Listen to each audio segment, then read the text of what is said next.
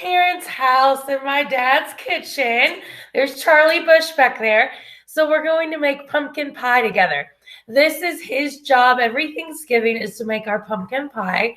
So I said, why not make it together this year for you all at home as well.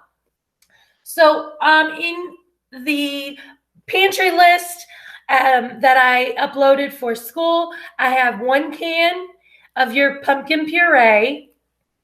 Then I have 1 can of evaporated milk. It doesn't have to be this kind of brand. Just needs to be sure that it's evaporated milk instead of sweetened condensed. I have your pie crust. This could be Kroger's. This is Pillsbury. It comes in 2s.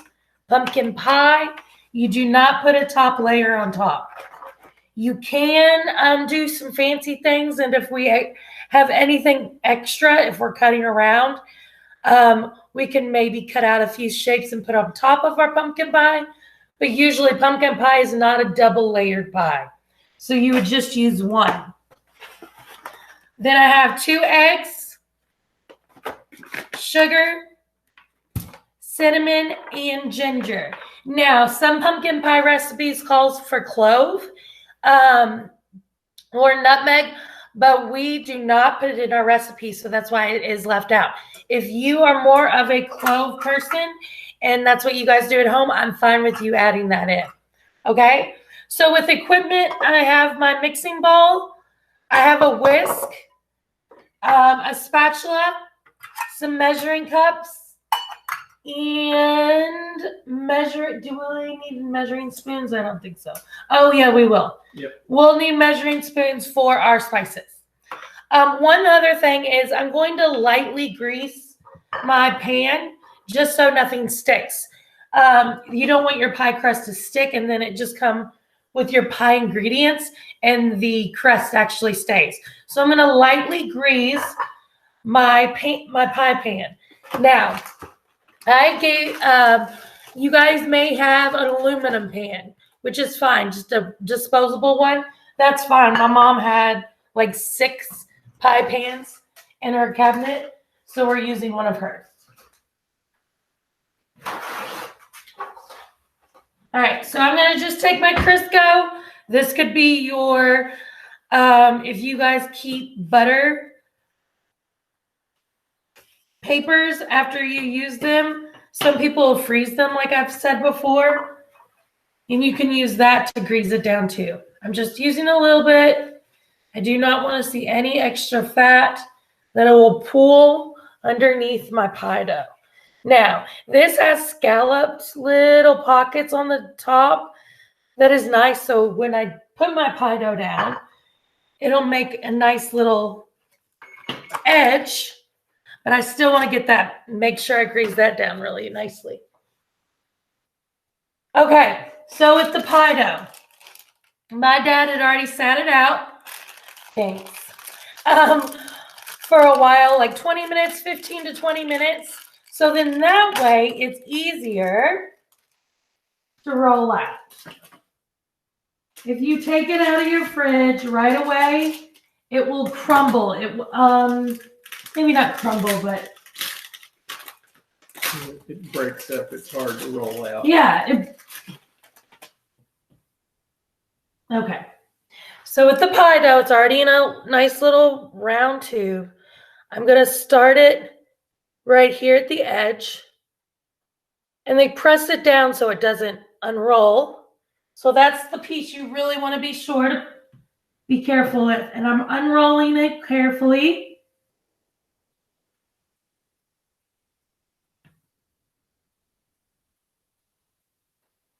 Now, do you measure? Or do you just kind of put it down? I just put it down and try to eyeball it. You do you. Okay, with this, so I'm putting the pie dough in there, and it kind of just flops around, which is fine. And now I'm going to move some of my stuff around. There we go. Okay, you can kind of see it. Some of the glare, it's okay. I'm just softly kind of letting it gravity do its own thing.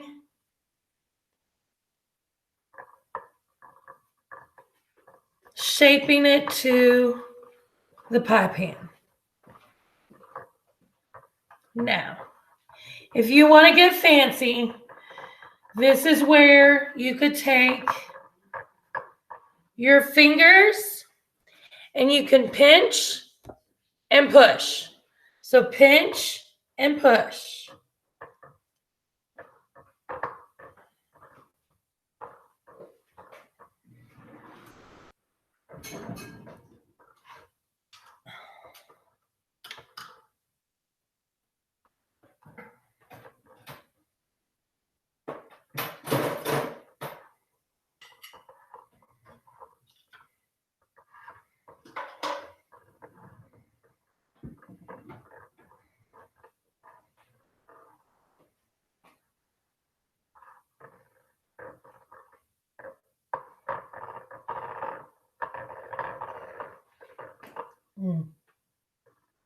And you got it just right. Sometimes I have to trim the edge. He says that. I don't know. I was like thinking it wasn't that pretty. Oh well. See, Dad thought I was doing okay, and I'm over here thinking I wasn't. Now, you could also, if it's too much, too tall, because I kind of pressed mine down a little. There we go. Also do it like that a little bit, or you could trim it with the scissors and trim it around. You don't want to go too low around the pie pan though, because your filling could just bust out. So there we go. We didn't have to trim, so we'll just put that up. We'll put this off to the side, so we're good there, okay? Now, for our filling, we're going to go ahead and do our dry ingredients. So we have 3/4 cup of sugar. So I have a 1/4 cup, and I'm going to fill that up 3 times. So 1/4, 2/4. Or, I mean, 1/2, 1/4, 1/2, 3/4. I think I heard my math teacher mother just roll her eyes back there when I said 2/4. Salt. Oh, gotta get out some salt. Well, that's fine. I'm going to look up the amount. I think it, yep, 1/2 teaspoon.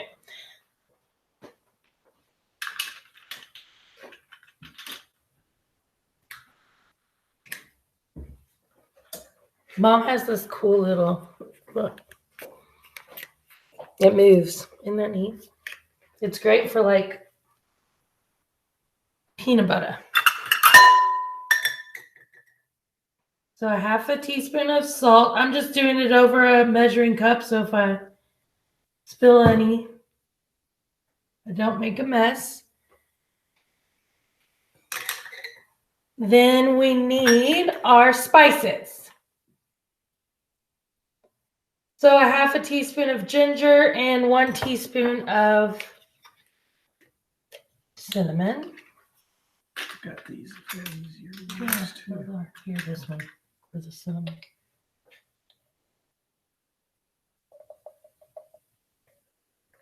Same with the spices.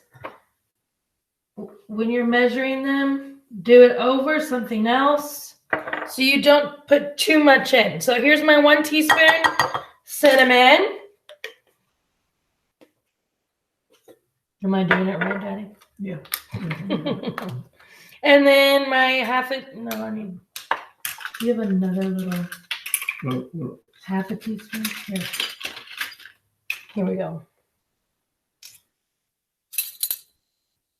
1/2 teaspoon of ginger.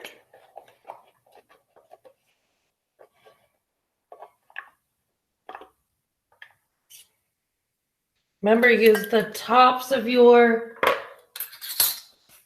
spices to level off. I'm going to whisk these together just to incorporate everything. Here's my salt, my sugar, and my spices. This is where you would add your clove if that is what you are used to in your family recipe. Okay. All right, now I'm going to take my big bowl, and I'm going to add my pumpkin puree, my 15 ounces. That's 1 can.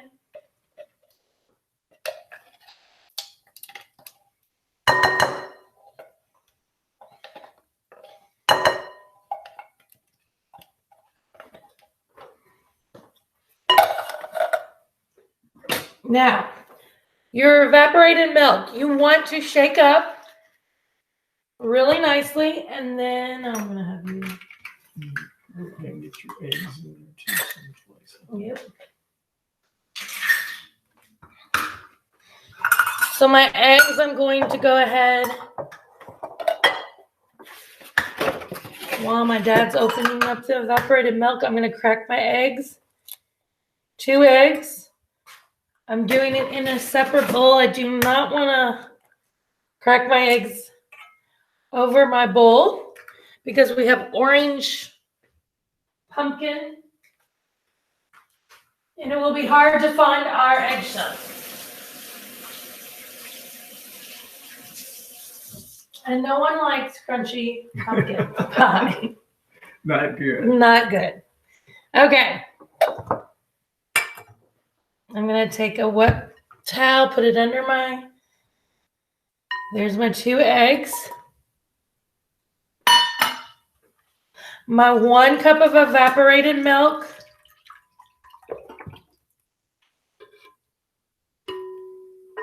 There we go.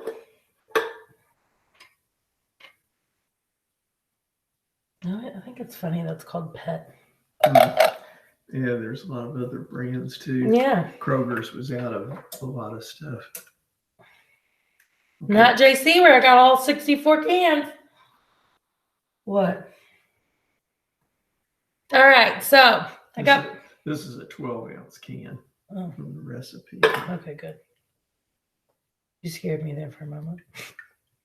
All right, so I got my puree, my evaporated milk, and my 2 eggs. I agitated my egg yolks to break those up.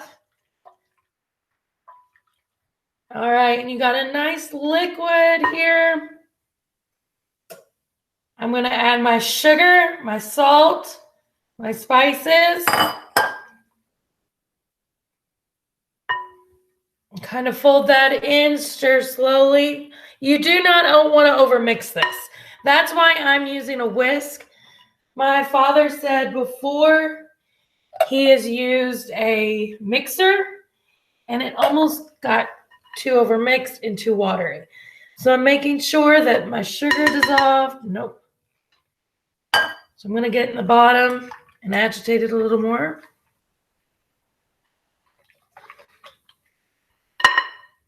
All right.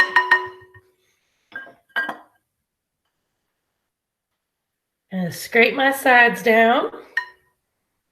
And we're ready to pour it in, right? Mm-hmm. No, we do not have to dock this, right, Dad? You never put like holes in the bottom. No. Okay.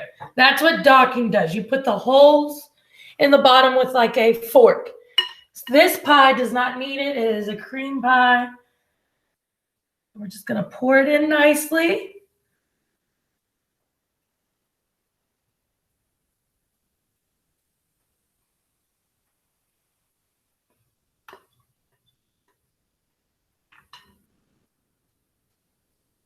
All right. There we go. I got all of my ingredients in there. Move this out of the way. Okay. So now this is liquid pumpkin. You're going to have to be very careful when you put it in the oven. But this is what I need you guys to remember. So on the recipe, I have it at 425 that we preheat the oven to, right? We need to bake it for 15 minutes at 425. Then after 15 minutes, when our timer goes off, because we will set a timer for 15 minutes, you'll need to reduce the oven while the pie is still in there to 350. And you're going to continue baking it for 30 to 40 minutes. By 30 minutes, I would check on the pie and make sure that your pie crust isn't getting too overdone. And that's when you would want to check it with a knife to be sure that your knife comes out clean. If not, bake it another 5 to 10 minutes, okay? If your pie dough is getting a little overdone, it's browning, but you still need time for your pie filling, I would take aluminum foil and I would cover the sides with aluminum foil pieces. So then that way your pie filling is still exposed, but then you have a protection over it. I don't think you guys will need it, but that's number 1 chef tip. Okay? I guess that would be number 2. Your chef tip was reducing the heat down to 350 after 15 minutes. You ready? I'm ready, Daddy. All right. So be careful. It's real liquidy. I'm slipping it into my oven, middle rack.